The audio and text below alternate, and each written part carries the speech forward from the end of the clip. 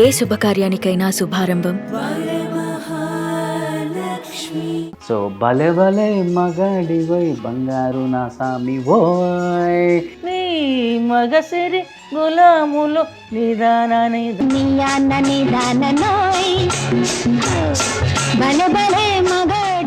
Super duper hit ఆ రోజుల్లో కూడా ట్రెండ్ సెట్టర్ అని చెప్పుకోవచ్చు.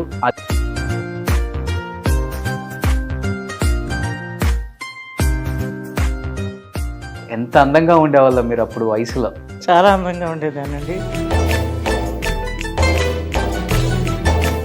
ఎందుకని అంత చిన్న వయసులోనే అమ్మ క్యారెక్టర్లకి పరిమితం అయిపోయారు? అంటే ఆర్టిస్ట్ అంటే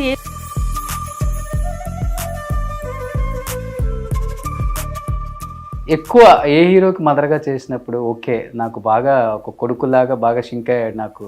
నేను అందరితోటి చేశాను కానీ నాకు ఎవరితోటి బట్ ఒక స్టార్ హీరోయిన్తో ఒకనొక టైంలో చాలా పెద్ద గొడవలు అయినాయి అంట కదమ్మా. సుహాసిని గారితో నాకు ఏంటంటే నేను సినిమాలే ప్రపంచం దీంతో బ్రతుకుతాననే రకం కాదండి. కొంచెం హెడ్ వెయిట్ పొగరు అన్నీ ఉన్నాయి. ఇవన్నీ ఉండటం వల్ల కూడా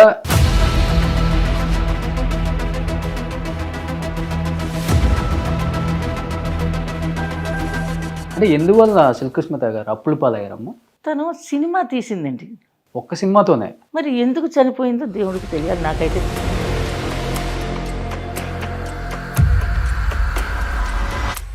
తన భర్తని తనే చంపించింది ఆస్తుల కోసం.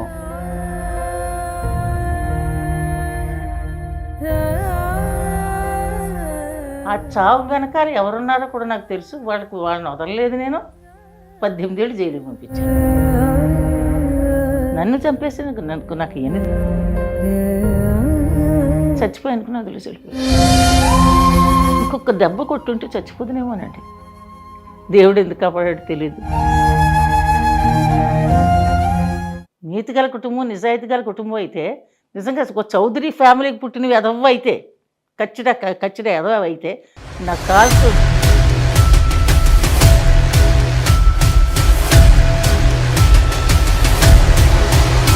నన్ను ఎవ్వరు చాలా ట్రై చేశారు. నన్ను ఏదేదో చేసేద్దామని ఇది కూడా చేయలేదండి. Hi hello welcome to Suman TV. నేను మీ రోషన్. ఐ థింక్ 44 సంవత్సరాలు అయింది ఆమె ఇండస్ట్రీకి వచ్చి కూడా. అండ్ ఆ సినిమా రిలీజ్ అయ్యి కూడా ఆల్మోస్ట్ అన్ని ఇయర్స్ అయిపోయింది అనమాట.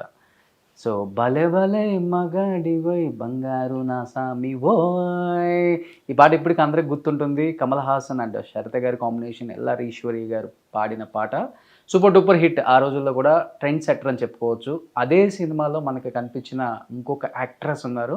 She is none other than great actress అని చెప్పుకోవచ్చు, కాకినాడ శ్యామల గారు. సో ఎన్నో సినిమాలు చేసినప్పుడు కూడా ఇండస్ట్రీకి చాలా దూరంగా ఉంటున్నారు. ఎట్టకెళ్ళకి ఇప్పుడు కెమెరాలో బంధించాను. ఆమె దగ్గర నుంచి చాలా విషయాల్ని, అప్పుడు ఇండస్ట్రీ ఎలా ఉండేది, ఇప్పుడు ఇండస్ట్రీ ఎలా ఉంటుంది, అండ్ ఆమె హీరోస్తో పంచుకున్న మంచి అనుభవాలు ఏంటో ఆమె మాటలో తెలుసుకుందాం. సో కాకినాడ శ్యామల గారు నమస్తే.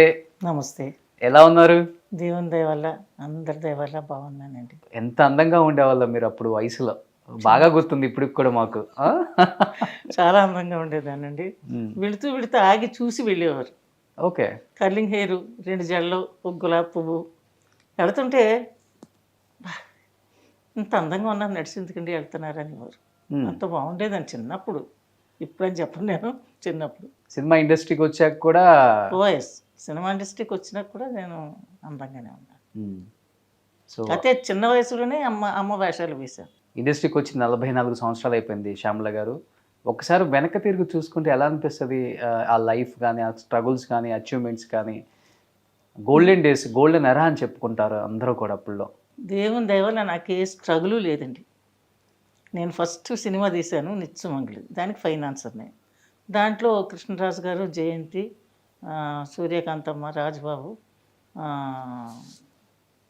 జయలలిత వీళ్ళందరూ. ఆ సినిమా రిలీజ్ అయింది.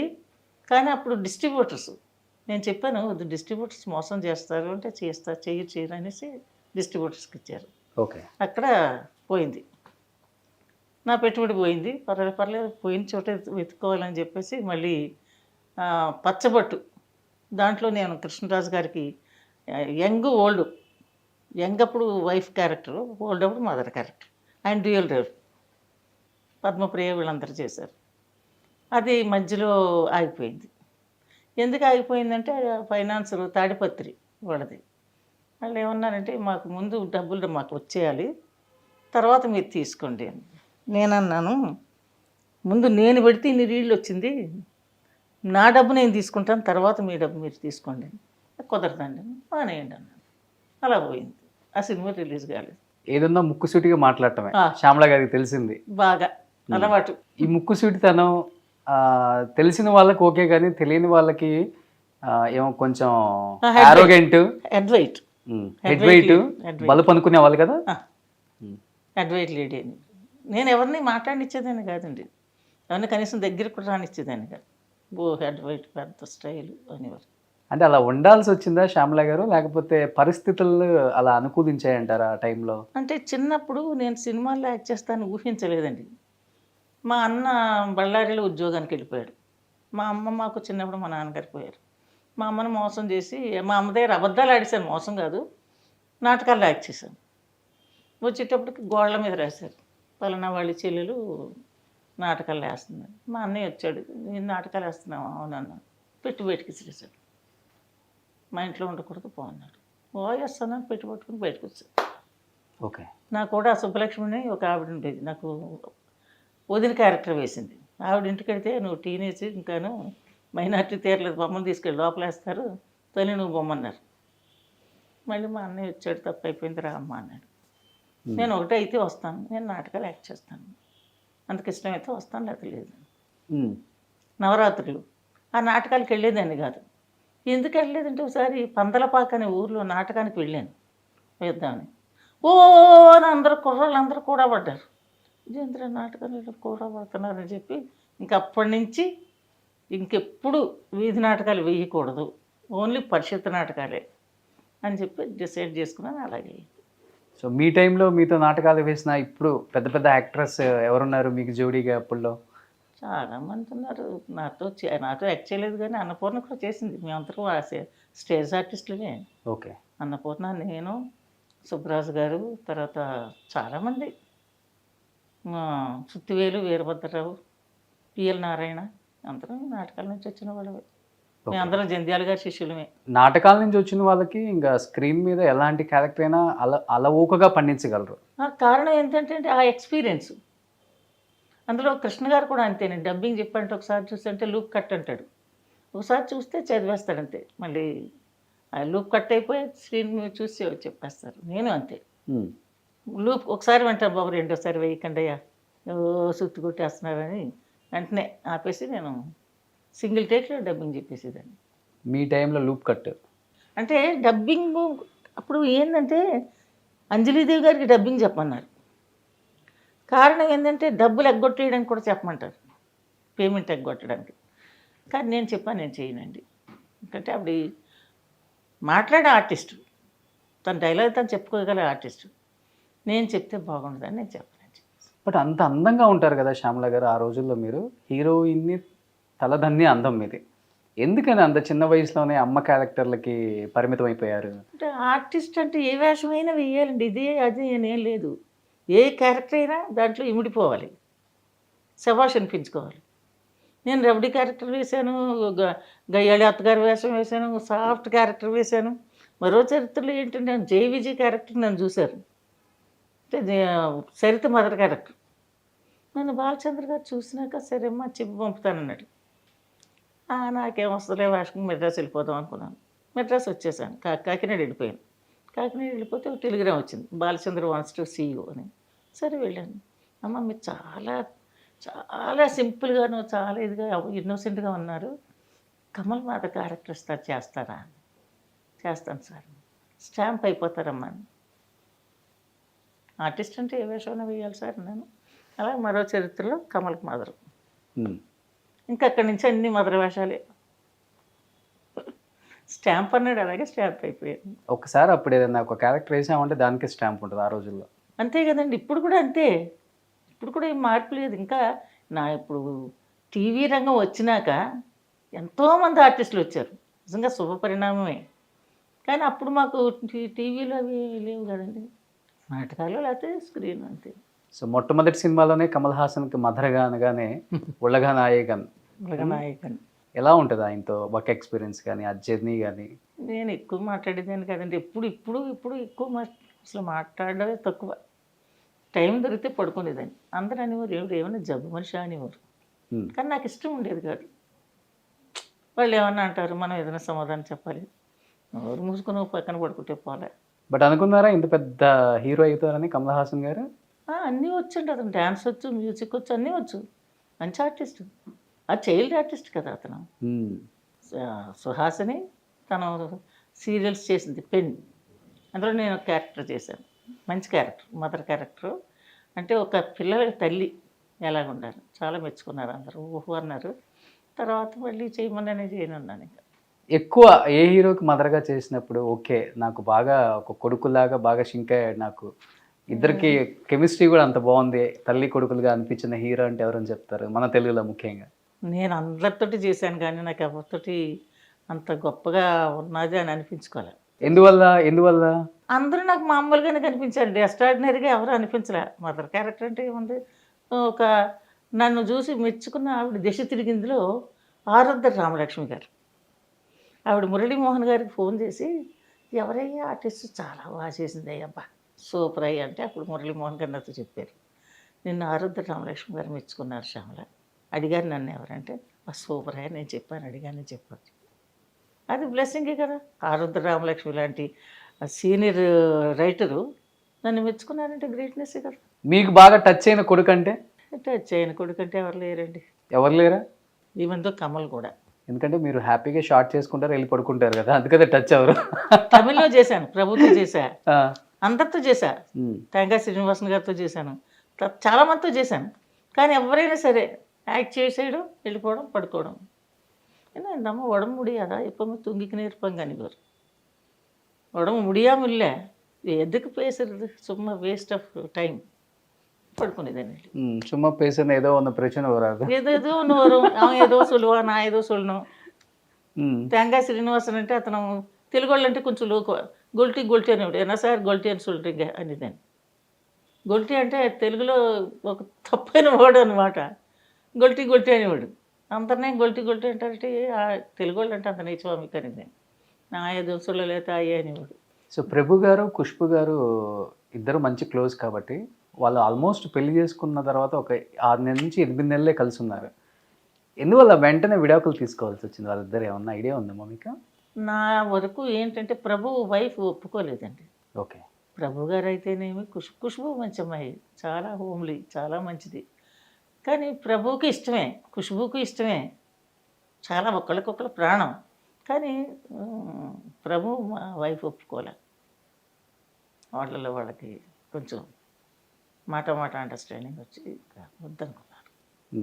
హాయిగా సుఖంగా ఉంది అమ్మాయి, మంచి డైరెక్టర్ని పెళ్లి చేసుకుని చక్కని పిల్లలు. శ్యామల గారికి కొంచెం హెడ్ వెయిట్, పొగరు అన్నీ ఉన్నాయి. ఇవన్నీ ఉండటం వల్ల కూడా డైరెక్టర్లు కొంచెం దూరంగా పెట్టేవాళ్ళు, మంచి క్యారెక్టర్స్ తర్వాత వేయలేకపోయారు, అవాయిడ్ చేశారు హీరోలు కూడా అనే మాట వాస్తవమా? అది కాదండి, అది చాలా అబద్ధం. అది అసలు నన్ను ఎవరు అవాయిడ్ చేయలేదండి.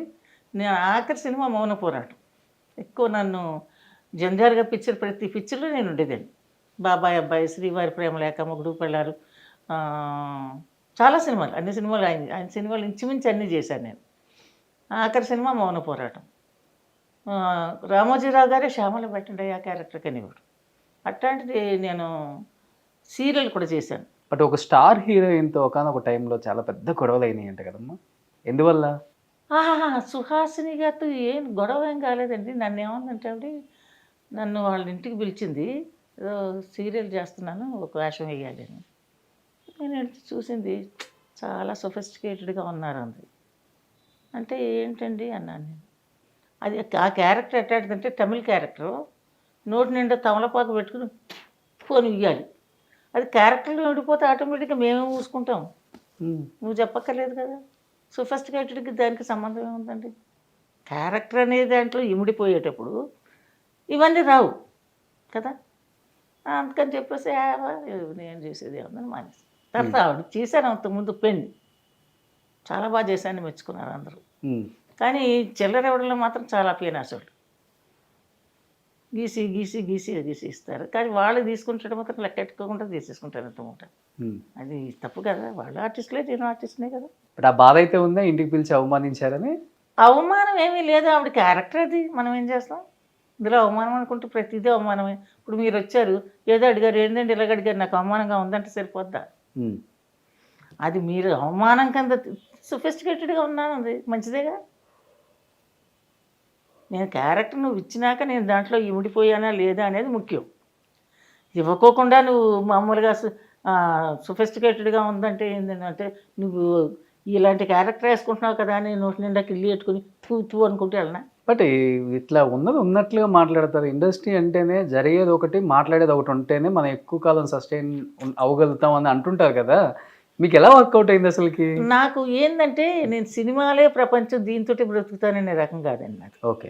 నేను మామూలుగానే ఫైనాన్సర్ని, అందరికీ ఫైనాన్స్ చేశాను. కాంటగడ్డ ప్రసాద్కి చేశాను, తర్వాత అందరికీ చాలామందికి చేశాను, పేర్లు ఎందుకులేండి, చాలామందికి చేశాను. తర్వాత కొన్నాళ్ళు పోయినాక మా పాపం చచ్చిపోయిన సిల్క్ స్మిత ఫోన్ చేస్తే ఎవరో తీశారు, రా చూద్దాం అన్నారు. రా చూద్దాం అంటున్నావు ఏంటని వెళ్ళాను. స్మిత ఎవరో రమ్మన్నారు, వచ్చాను, ఏది ఎవడాడు అన్నాను. నేను అమ్మ, నేను ఎక్కడున్నానమ్మా అంది. ఎవడో రమ్మన్నాడమ్మా అందుకే వచ్చానన్నాను. అమ్మ నేనంటాను అమ్మ అంది. అంటే అంత ఇదనమాట, నాకు భయం ఉండదు. ఎవడెవరా నువ్వు నన్ను అంటాను, ఎవరినాను, బా ఏం అందంగా ఉందంటే, ఎవరా చిల్లర జేబులు డబ్బులు ఉన్నారా, ఎదవా రూపాయి చూస్తే నువ్వు ఎన్ని సంవత్సరాలు అయ్యి ఉంటుంది, ఎదవా అందవా, చెప్పు తీసి కొడితే నాకు కూడా కానీ చిన్న పిల్లనండి, అవి కొడదా అన్న కొడదా తెలియదు, ఏమి తెలియదు నాకు. డబ్బులు మటుకు గట్టిగా ఉన్నాయి అప్పుడు. అంటే నేను తర్వాత పెళ్లి చేసుకున్నాను కదా, మా ఆయన వాళ్ళ మామగా తండ్రికి 600 ఎకరాలు, మా ఆయనకి 120 ఎకరాలు వచ్చింది. నాకు పసుపు కుంకాల కింద కొబ్బరితో రాసిచ్చారు, 2.5 ఎకరాలు కొబ్బరితో రాసిచ్చారు. సో ఆటోమేటిక్గా మా ఆయనకి షిప్పింగ్ ఉంది, రష్యన్స్. అంటే మాకు గొడవల్లో 3 ఇవి ఉండేవండి. ఆ 3 గొడవలు మేము రష్యన్స్కి ఇచ్చేవాళ్ళం. కాడుము, పెప్పరు, జ్యూసు, బలకు, జాము ఇవన్నీ దాంట్లో స్టోరేజ్ చేసుకునేవాళ్ళం. సిగరెట్స్, షూ అప్పర్స్ అవన్నీ. సంవత్సరానికి నెలకి 1 లక్ష రూపాయలు వచ్చేవి ఆ రోజుల్లో. నేను యాక్ట్ చేయకపోయి నాకు ఇబ్బంది లేదు, మా ఆయన ఉన్నాడుగా. పైన ఫైనాన్స్ ఉన్నాయి పైపెచ్చు. బట్ ఈ ఫైనాన్షియల్ విషయంలో సిల్క్ స్మిత్ గారి నుంచి కాల్ వచ్చింది, రా చూసుకుందాం అని అన్నారు కదా. కాదండి, ఏదో రాంగ్ నెంబరు. పాప అమ్మాయి అలాంటిది కాదండి.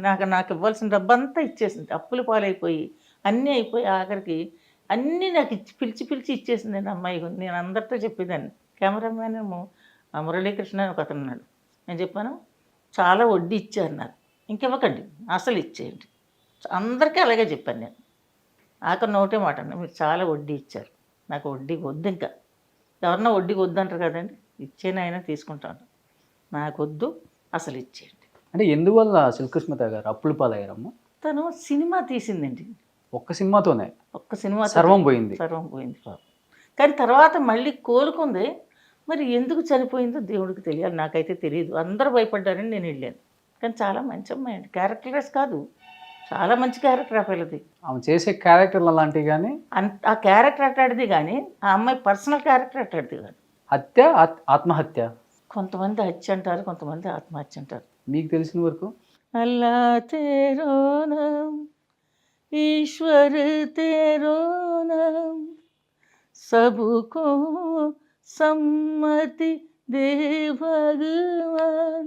ఆయనకు తెలుసండి ఎవరు చేశారో చేయించారో, పైన ఉన్నవాడు ఖచ్చితంగా చూస్తాడు. కాకపోతే ఈ రోజు కాకపోతే ఏ రోజైనా పనిష్మెంట్ అనేది ఉంది. స్వర్గం నరకం మీరు నేను ఎవరైనా చూడలేదండి, చెప్పడం విన్నాం. ఎవరన్నా చూస్తే మనం పాపాలే చెయ్యం, అసలు అబద్ధాలే మాట్లాడడం, ఆ డబ్బుకి ఆశపడం. ఎందుకండి ఈ ప్రపంచంలో బ్రతకారు కనుక అన్నిటికీ ఆశపడతాం. ఇలాగ ఆలోచించే మైండ్ ఉంటే అట్లాగ ఆశించరు. నేను అందుకని నాకు వడ్డీ వద్దనేసాను అందరితో. అంటే చివరి రోజుల్లో అప్పులు పాలయ్యి మీకు ఇవ్వాల్సింది ఇచ్చారా? అందరికీ ఇచ్చేసిందండి, మళ్ళీ రికవర్ అయింది. ఓకే. అయ్యి ఎందుకు చచ్చిపోయిందో తెలియదండి, నాకైతే తెలియదు. బట్ ఇప్పుడు శ్యామల గారు ఒక మాట అన్నారు మీ హస్బెండ్ గురించి కూడా, 300 ఎకరాలని 30 ఎకరాలకు చేసేసారు అంటే కాదండి, మా మామగారిని 600 ఎకరాలు ఆసామండి. మీ మామగారు. మా మామగారు. మా ఆయనకి 130, 120 ఎకరాలు వచ్చింది. తర్వాత ఆయనకు ఉద్యోగం లేదు. కాస్మోపాలిటన్ క్లబ్లో ఉండేవారు. అప్పుడు ఇంకా నాకు పెళ్ళి అవ్వలేదు. అక్కడే ఉంటూ అక్కడే తింటూ చక్కగా కార్డ్స్ ఆడుకుంటూ మొత్తం చాలా వరకు ఖర్చు అయిపోయింది. తర్వాత నేను ఎంటర్ అయ్యి నేను లవ్ చేసి పెళ్లి చేసుకున్నాను ఆయన్ని. ఆయన్ని. ఉమ్. బాగుంటారు ఆయన, చాలా మంచి మనిషి. నేను అన్నాను, చూడండి మగాళ్ళు అన్నాక ఏదైనా బిజినెస్ చేయాలా, ఓ రూపాయైనా సంపాదించి భార్యకి ఇవ్వాలి, అలాంటి మగాళ్ళు అయితే బాగుంటుంది, నాకు ఇష్టం అని. అప్పుడు ఏం చేశానంటే, మా షిప్పింగ్ ఉంది మాకు. అసలు మా ఆయన చేత బిజినెస్ పెట్టించింది చనిపోయారండి ఏఎస్ చౌదరి గారిని, ఆయన పెట్టించారు మా ఆయనకి. అది అమ్మేసేసి జీడి గోపాల్కని ఆయనకి అమ్మేశారనమాట మధురై. అమ్మేసి షిప్పింగ్ ఆయన పెట్టుకున్నాడు. అమ్మేసిన డబ్బు వెంటనే చౌదరి గారికి పంపించేశాడు, 7 లక్షలు పంపించేశాడు. షిప్పింగ్ ఆయన దగ్గర పెట్టుకున్నాడు కదా, రష్యన్స్ వచ్చేవారు, వాళ్ళందరికీ భోజనాలు అన్నీ ఏర్పాటు చేసి ఇవ్వడేది.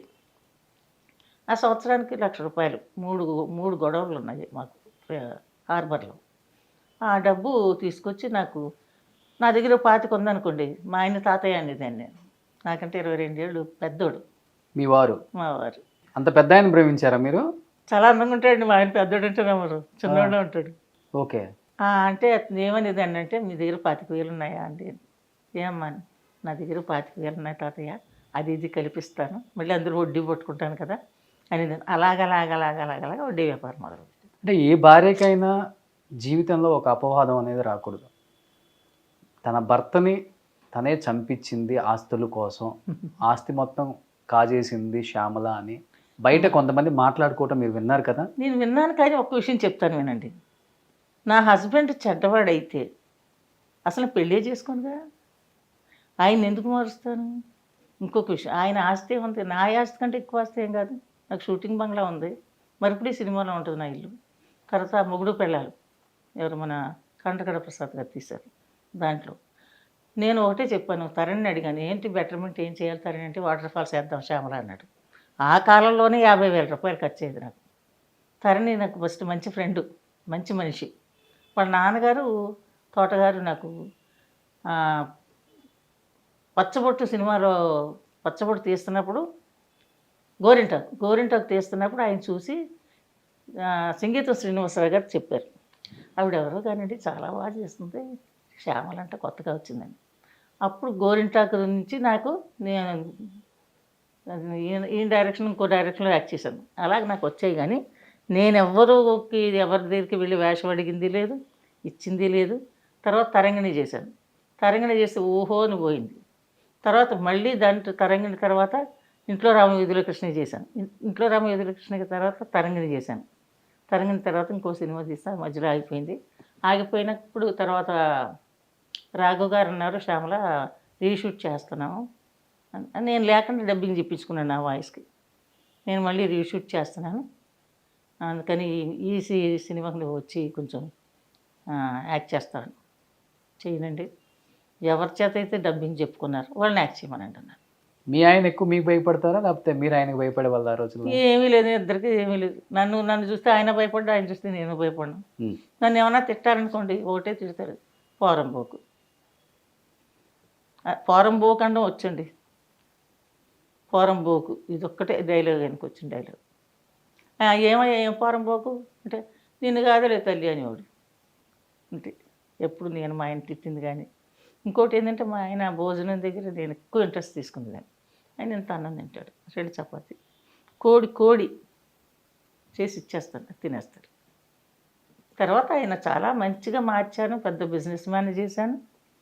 తర్వాత ఆయన చనిపోయారు. కానీ ఆ చావు వెనకాల ఎవరున్నారో కూడా నాకు తెలుసు. వాళ్ళని వదలలేదు నేను. 18 ఏళ్ళు జైలుకి పంపించాను, ఫైట్ చేశాను. అన్నింటిలో ఫైటింగే, మా ఆయన విషయంలోనూ ఫైటింగే, ఆస్తి విషయంలోనూ ఫైటింగే. మా బావ పిల్లలు ఏం చేశారంటే ఫోర్జరీ చేశారు. బావ పిల్లలు మా ఆయన సంతకం ఫోర్జరీ చేశారు. ఒక్క విషయం చెప్తానండి, మా పొలంలో నుంచి నీళ్ళు వెళ్తున్నాయి అనుకోండి, మా ఆయనకు కావాల్సిన వాళ్ళు, ఇల్లు రాసిన వాళ్ళు అయితే, ఎరా పొలంలో ఎందుకరా నీళ్లు తీసుకుంటున్నారని అడుగుతారా? అడగరు కదా, అంతే కదా, అన్నపిల్లలే కదా. అంటే నీళ్లు తీసుకుంటున్నాడు, ఎవరో చెప్పారు, సార్ ఇలాగా కావతగాడు చెప్పాడు, ఇట్లా నీళ్లు తీసుకుంటున్నారు సార్. ఎరా రమేష్, నన్ను అడగకుండా నీళ్ళు ఎవడు తీసుకున్నాడు, కట్ చెయ్యి అన్నాడు. అంత మిమ్మల్ని కట్ చేసే మనిషి మీకు విల్ ఎలా రాస్తారు సార్? పైపెచ్చు వళత్త మగ అన్నాడు. ఎక్కడ రాస్తారు అని అడిగాను నేను. నాకు తెలియని విషయం అంటే ఇది లేదండి, దైవ సాక్షిగా చెప్తున్నా. అంటే క్లబ్లో రాశాడు అన్నాడు కాసేపు. సూళ్ళూరుపేటలో రాశాడు అన్నాడు కాసేపు. కాదు ఎక్కడ రాశాడు నాకు తెలియదు అన్నాడు. నాకు పలానా సూళ్ళూరుపేట చెప్తే నమ్మానని చెప్పాడు. సరే అందరినీ పిలవండి అన్నాను. అందరిని పిలిపించాను కోర్టు. అందరూ తప్పుడు సాక్ష్యాలే.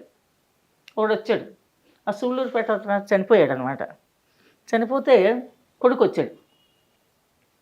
నాకు తెలుగు తప్ప ఇంకే భాష రాదండి అన్నాడు. ఏది రాదా అన్నాను. రాదండి. మా చిన్నబాబు కొడుకు నా దగ్గర ఉన్నాడు. ఆంటీ అన్నీ వచ్చాడు అన్నాడు. సరే ఏ భాష రాదంట? రాదండి. సరే ఏదో రాదంటే సరే బాబు సత్యం చేసి చెప్పు అన్నాడు. సత్యమా సొల్లురంగా అన్నాడు. అయిపోయిందిగా. ఏ భాష రాదన్నాడు కదా సార్, మరి తమిళ మాట్లాడుతున్నాడు ఏంటన్నాను నేను. అలాగే అన్ని కేసులు గెలిచి, మా ఆయన కేసు గెలిచి నన్ను చంపేసి నాకు ఇవన్నీ దెబ్బలే కదండి. అంటే మీ మీద అటెంప్ట్ జరిగిందమ్మా? నేను వచ్చేటప్పటికి వెయిట్ చేస్తున్నాడు వాడు. 4 నుంచి 5 వరకు లోపుగా మా ఆయన చంపేశారంట. అంటే నేను చూడలేదు సుమండి. తర్వాత నేను వచ్చేటప్పటికి నేను తలుపు మీద చెయ్యి ఇలాగ వేసాను. చెయ్యేసి హ్యాండిల్లో పట్టుకుని వెళ్ళబోతున్నాను, ఫట్న ఇక్కడిగా తగిలింది. ఇంకా కుట్లు ఇవన్నీ. మరి ఏదో పడిపోయింది చూడడానికి కూర్చుని పడిపోయింది అనుకున్నానండి. కొడుతున్నాడు అనుకోలేదు. ఫట్ ఫట్ ఫట్ని కొడుతున్నాడు. ఎందుకురా కొడుతున్నావు అన్నాను. అటు కొడతానే ఉన్నాడు. ఎలా పడిపోయింది ఇలాగా. ఇక్కడ కొట్టాడు లాస్ట్ దెబ్బలు. ఇది ఇక్కడ కొట్టాడు. ఇది లోపల పోయింది. ఆ తర్వాత నేను ఇలా పడిపోయింది కదా, చచ్చిపోయాను నాకు తెలిసి వెళ్ళిపోయాడు. ఇంకొక దెబ్బ కొట్టుంటే చచ్చిపోతున్నామోనండి. దేవుడు ఎందుకు కాపాడాడు తెలియదు. మీరు నమ్మరు, ఎంతమంది ప్రాణాలు కాపాడాను రోడ్ల మీద పడిపోయిన వాళ్ళని తీసుకెళ్ళి హాస్పిటల్లో జాయిన్ చేసి. నేను బెంగళూరు షూటింగ్కి వెళ్ళానండి. నాగార్జున, రమ్యాకృష్ణ. వచ్చేటప్పుడు 2 టైము పడిపోయినాడు రోడ్డు మీద. తీసుకెళ్ళి హాస్పిటల్లో జాయిన్ చేశాను. మామూలుగా గవర్నమెంట్ ప్రైవేట్ హాస్పిటల్లో. మీ మీద కేసు వద్దామా అన్నాడు. అప్పుడు మా ఆయన బతుకున్నాడు. అయితే నేను చూసుకుంటాను, ట్రీట్మెంట్ చేయండి అన్నాడు. నిజంగా అతను తాగి ఉన్నాడో నాకు తెలియదు. హాస్పిటల్లో జాయిన్ చేశాను. వాళ్ళ ఇంటికి ఫోన్ చేశాను. అంటే ఫోన్ నెంబర్లు ఉన్నాయి. వాళ్ళ వైఫ్, పిల్లలు, వాళ్ళ అన్న అందరూ పరిగెత్తుకొచ్చారండి. ఆ డబ్బు హెల్మెట్ అంతా ఇచ్చి ఇంటికి వచ్చేటట్టు 2 అయింది. మా ఆయన తిట్టాడు నన్ను. నీ మీదకి వస్తే నువ్వేం చేస్తావు?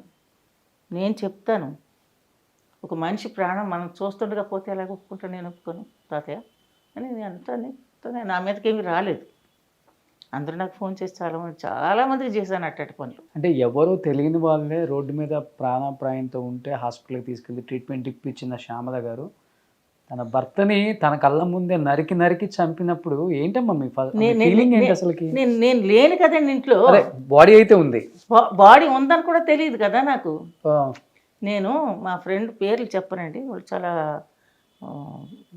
రిచ్ పీపుల్స్ నాకు ఫ్రెండ్స్. సినిమా వల్ల కాదండి, బయట మనుషులు. నేను కార్డ్స్ ఆడుకునేదాన్ని. సినిమాలు మానేశాక కార్డ్స్ ఆడుకునేదాన్ని. కార్డ్స్ ఆడుకుంటే వాళ్ళ ఇంటికి వెళ్ళాను, వచ్చాను. నన్ను KVR bus service Nirmalamma drop చేసింది ఒళ్ళూరుకోవటం దగ్గర. అక్కడ ఆటో ఎక్కాను. అయ్యనడిగా 6 రూపాయలు ఎవరా అని వెళ్ళానండి. ఎత్తి అని చెప్పి అయ్యనడిగా 6 రూపాయలు ఇవ్వు చిల్లరా అని చెప్పి వెళ్ళేటప్పటికి ఇక్కడ తగిలింది. ఇలా కూర్చున్నాను. ఇంకంటే వాడు ఉన్నాడని కానీ వాడు చంపాడు నాకు తెలియదు అసలు. ఏ విషయం నాకు తెలియదు. నేను ఉంటే కదండి ఇంట్లో. వాడు 4 నుంచి 5 లోపుగా చంపేసి నా గురించి వెయిట్ చేస్తున్నాడు. తర్వాత వాడని చెప్పినాక వాళ్ళ ఇంటికి వెళ్తే అమ్మ ఉన్నారా, చచ్చిపోయారా అని అడిగాడు. అంటే చచ్చిపోతే కూడా ఉండేది కాదు, కేసు ఉండేది కాదు. తప్పించుకునేవాడు. దేవుడు నాకు ఆయుష్ ఇచ్చాడు, దేనికి ఇచ్చాడండి? న్యాయాన్ని జయించడానికి గురించే కదా. దానికి ఫైట్ చేశాను, మా పొలం గురించి ఫైట్ చేశాను, అది అమ్మేశాను. మా చిన్నబాబు కొడుకు మా ఆయన నాకు పసుపు కుంకాల కింద ఇచ్చిన 2.5 ఎకరాలు వాడికి రాసిచ్చాను. ఎందుకు రాసిచ్చానంటే నాకు ఒక 3 లక్షల రూపాయలు అప్పిచ్చాడండి. ఆ కృతజ్ఞతగా ఆ 2.5 ఎకరాలు వాడికి ఇచ్చేసి పైపెచ్చి ఇంకొక 5 ఎకరాలు మా ఆయన ఆస్తి వాడి పేరుని రాసేసి ఇచ్చేసాను. కొబ్బరి తోట మొత్తం కొట్టించేసుకున్నాడు వాడు. కానీ ఇప్పటికీ మా బావ పిల్లలు దాన్ని ఎంజాయ్ చేస్తున్నారండి. కానీ ఇది తప్పు అని ఎవరన్నా అడిగారా? ఇంకొక విషయం చెప్తానండి, ఇది ఇప్పటివరకు నేను చెప్పలేదు. మా బావ పెద్ద కొడుకు ఆఖరి కొడుకు రమేష్ అడి పేరు. మా ఆయన 3 ఎకరాలు అమ్మాడండి. అమ్మినప్పుడు 25,000 అడ్వాన్స్ ఇచ్చాడు. తర్వాత రూపాయి ఇవ్వలేదండి. దానికి ఆడొక సంతకం ఫోర్జరీ చేసుకున్నాడు. ఇందులో ఎవరు తప్పు చేశారు, ఎవరు పాపం చేశారు మీరే చెప్పండి. ఇంకోటి ఏంటంటే నా మీద గ్రడ్జి వాళ్ళకి. మా ఆయనకి చాలా కాలం వరకు పెళ్లి కాలేదు. పెళ్లి కాకపోతే ఆస్తికి వారసులు వాళ్ళే కదండి. నన్ను ఎప్పుడు పెళ్లి చేసుకున్నాడని తెలిసినాక వాళ్ళ గుండెలో రాయి పడిపోయింది. నేను ఒకసారి ఏదో అన్నాను, రే నాను ఒప్పాటి కడి ఎదురా పొండాటి అంటే నేను మొండను కాదు గోవింద బాబుకి భార్యని మెడబెట్టు బయటికి గెంటేస్తాను ఎదవా అన్న. అవన్నీ మనసులో పెట్టుకున్నానండి. వాడి చేసి చెప్పించారు, అమ్మ చేయమంది, నువ్వు చేసావు, ఓకే మీరు చంపించమన్నారని? నేను చంపించమన్నానని చెప్పాడు. కానీ అది ఎక్కడ చెప్పానంటండి, మా ఇంటి దగ్గర మురుగుడు గుడి ఉంది, వినాయకుడి గుడి ఉంది. దాంట్లో నా పేరు మా ఆయన పేరు రాసి ఉంటుంది, డొనేటెడ్ బై శ్యామల గోవిందబాబు అని రాసి ఉంటుంది. ఆ గుడి దగ్గరంట కారు ఆపమన్నానంట. కారు ఆపమని దిగరా అన్నానంట. కారులో నేను ఆడే కూర్చున్నాం, పెడతా ఉంటాం కదండి, ఎవడ విందు కదా. కారు దిగమన్నానంట, అది గుడి దగ్గర జనం వచ్చేపోయే గుడి దగ్గర దిగమన్నానంట. దిగమంటే దిగాడంట. ఏరా మడయా మన్నా ఇరుకు, ఏరా ఎదవా నీకు మైండ్లో మట్టి ఉందా, ఆ ముసలిని చంపేమన్నాను కదా నేను అన్నానంట. సరే టైం ఇంకా కుదరలేదమ్మా అన్నాడంట. సరే కారు ఎక్కన్నానంట. ఎవడన్నా నవ్వుతాడు కదండి. భర్తను అలా చెప్తారా? అలా కాదండి, అది అందరూ వినేటట్టు ఎలా చెప్తారండి. ఇద్దరమే వెళ్తున్న కారులో, నేను ఆడే ఏసీ కారు, ఇద్దరం చెప్తూ వెళ్ళిపోవచ్చు కదా. ఇంకో మూడోవాడు వినే ఆస్కారం ఎవడిస్తాడండి? అంత ఇర్రులా అవతలలో. దాన్ని బట్టి ఆలోచించండి.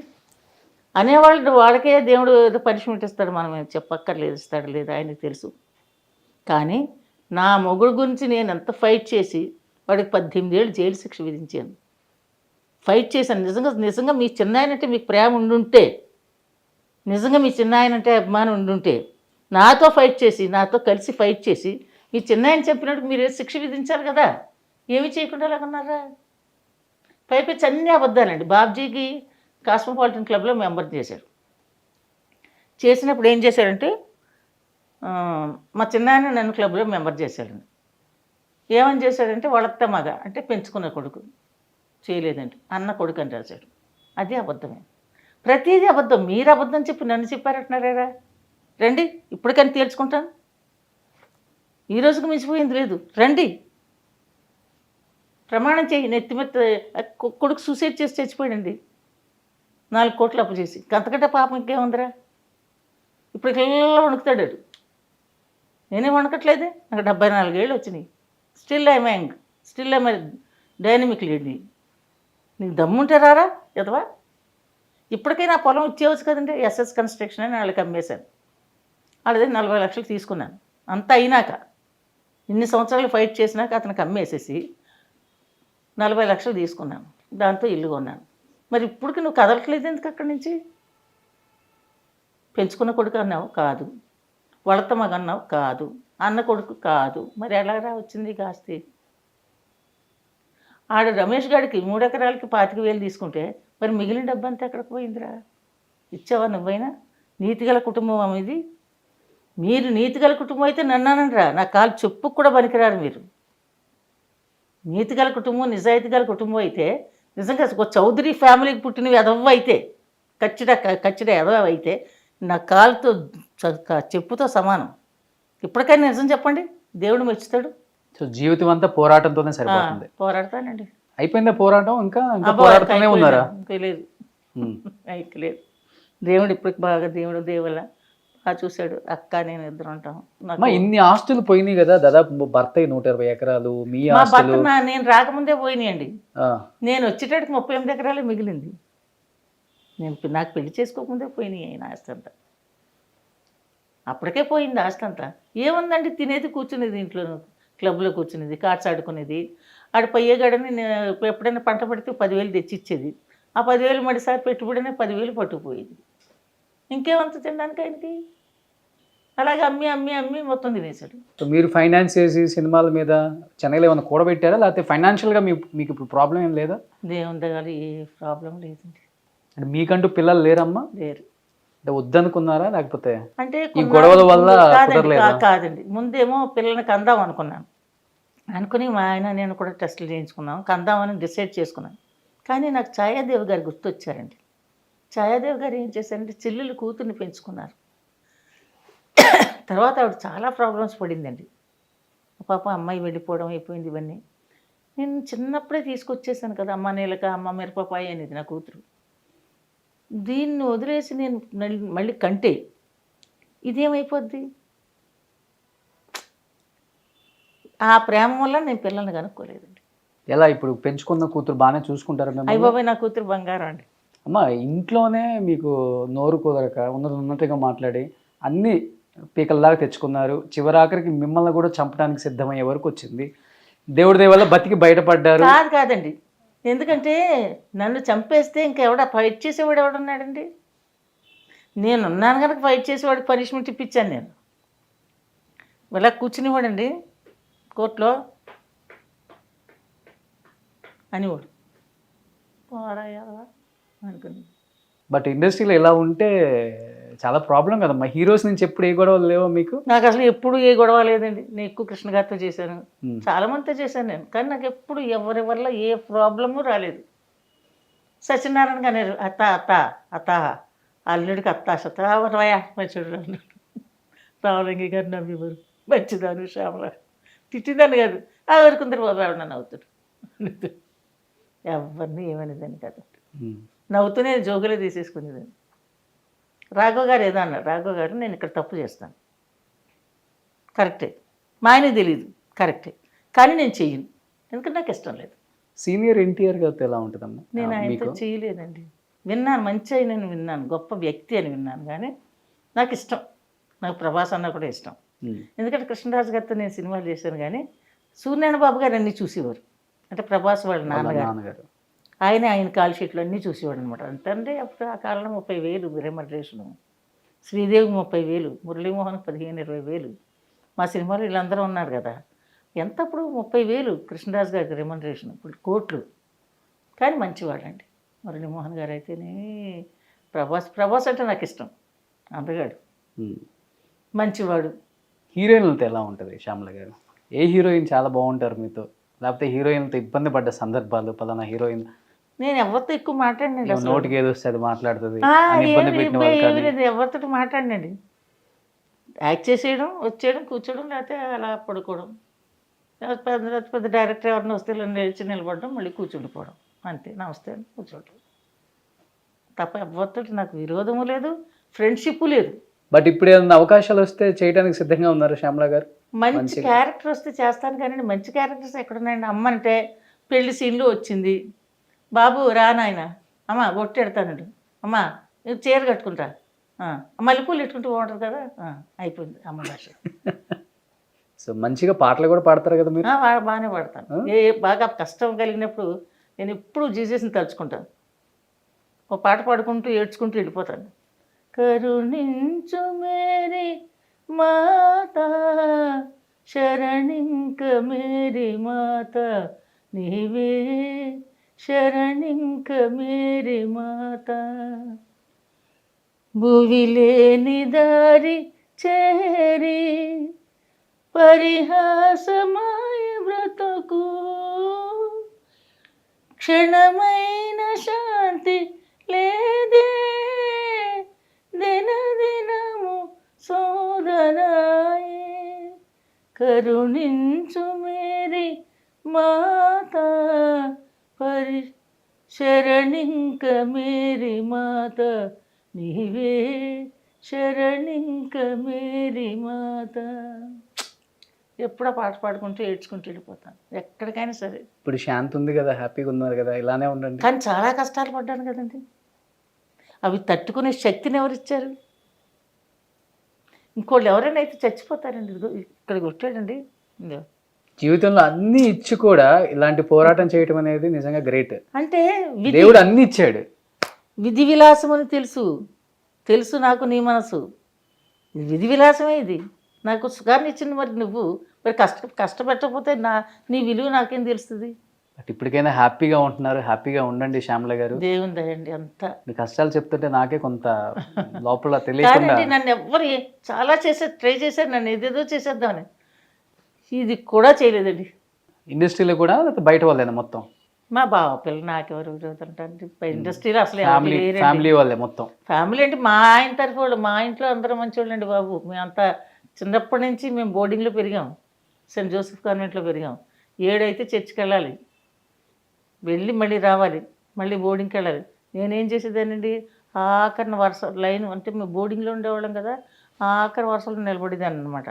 నిలబడి మా ఇల్లు కొంచెం దాటి వెళ్తే మాకు స్కూల్ వచ్చేస్తుంది, అక్కడ వరకు వెళ్ళేదాన్ని. గౌను మీద గౌను, గౌను మీద గౌను, గౌను మీద గౌను వేసేసుకునేదాన్ని. ఇంటికిలతో బట్టలు ఉండవు కదా, మా సందు వచ్చిన పర్రని పారిపోయేదాన్ని. 10 రోజులు ఉండేదాన్ని. మా అమ్మ మళ్ళీ తీసుకొచ్చి, సిస్టర్స్ అప్పుడంతా మా సుపీరియర్స్ అండి, అంత ఫారినర్స్. సారీ మ్యామ్, తెలియక వచ్చేసింది మ్యామ్, క్షమించండి మ్యామ్, మళ్ళీ జాయిన్ చేసింది మా అమ్మ. బట్ ఆ వయసులో అంత అందంగా ఉంటారు ఇండస్ట్రీకి వచ్చినప్పుడు. మీరు ఏ హీరో మీకు ప్రపోజల్ చేయలేదా పెళ్లి నా చేసుకుంటారు? దగ్గరికి ఎవడో రాడండి, మొండి నా మొఖం నా దగ్గరికి ఎవడు వస్తుండు. కానీ అంతరా అనేవారు, ఎంత అందంగా ఉంటారు, నడిచి వెళ్తుంది అసహ్యంగా అనేవారు. బట్ మీకు అనిపించలేదా, బా ఏ ఉన్నాడు ఈ హీరో, ఏహే, అసలు అట్లాంటి కోరికే ఉండేది కాదు నాకు, పెళ్లి అసలు చేసుకుందాం. తలంపే లేదు. ఎంతసేపు మా ఆయన పెళ్లి కాకముందు నేను అంటుంది. పెళ్లి కాకముందు లేదు, పెళ్ళి అయినాక లేదు. అసలు సినిమా వాళ్ళు అంటే చెప్తున్నా కదండి, ఫ్లైట్ ఎక్కంటే నమస్కారం నమస్కారం నమస్కారం నమస్కారం, అయిపోయింది, వెళ్ళిపోతుంది బాబు. సో ఇంకేంటి శ్యామల గారు, లాస్ట్ అండ్ ఫైనల్గా స్క్రీన్ మీద అందరిని అలరించారు, జీవితంలో ఎన్నో పోరాటాలు, సో చివరాకన్నా ఇప్పుడు హ్యాపీగా మంచి లైఫ్ కూడా అనుభవిస్తున్నారు, అవన్నీ మర్చిపోయి కూడా. అంతా ఆయన దయండి, మా చేతులు. నేను చెప్తున్నాను, రాతను చిన్నప్పుడే కానీ రాసేసి కిందకు పొమ్మన్నాడు ఆయన. బొమ్మను చేసి ప్రాణం పోసి ఆడేవి నీకు ఇది వేడుక తండ్రి అని రాసి గీతలు గీసేసి కింద పొమ్మన్నాడు. ఇక్కడ ఏమనుభవించాలో అది అనుభవించాలి, తప్పదు. ఇది అనుభవించాక కదా పైకి పిలుస్తాడు ఆయన. ఇక్కడ స్వర్గం ఉందో నరకం ఉందో మీరు చూడలేదు, నేను చూడలేదు, చెప్తూ ఉంటారు ఉందో నరకం ఉందో స్వర్గం ఉందో. కాకపోతే ఏంటంటే మనం చేసిన పాపాలు పుణ్యాలు వల్ల రెండు మనతో వస్తాయి, రెండు వస్తాయి. సూపర్, నిజంగా చాలా అంటే చాలా హ్యాపీగా ఉంది మిమ్మల్ని చూడటం ఇన్ని ఇయర్స్ తర్వాత. అండ్ నిజంగా ఏంటంటే దేవుడు కొంతమందిని భూమి మీద ఎందుకు ఉంచుతాడు అనే దానికి కూడా కొన్ని ఉదాహరణలు ఉంటాయి. దానిలో చాలా వరకు మీరు షేర్ చేసుకున్నారమ్మా. చాలాసార్లు చావుకు దగ్గరికి వెళ్ళి మళ్ళీ బతికానండి. సూసైడ్ చేసుకోవాలనుకున్నారు? నేను ఎప్పుడు సూసైడ్ చేసి అత్త పిరిగిదాన్ని కదండి, ఎందుకు సూసైడ్ చేసుకోవాలి. నిజంగా గ్రేట్ అమ్మా, హ్యాపీగా ఉండండి. And thank you so much, అడగగానే టైం ఇచ్చారు. Thank you sir, thank you. ఇలానే హ్యాపీగా ఉండండి. నాకేం అక్కర్లేదండి, నా కూతురు నా మనవడు నా పిల్లలు బాగుంటే చాలు, మా అక్క హెల్తీగా ఉంటే చాలు. నేను అదే కోరుకుంటాను తండ్రి.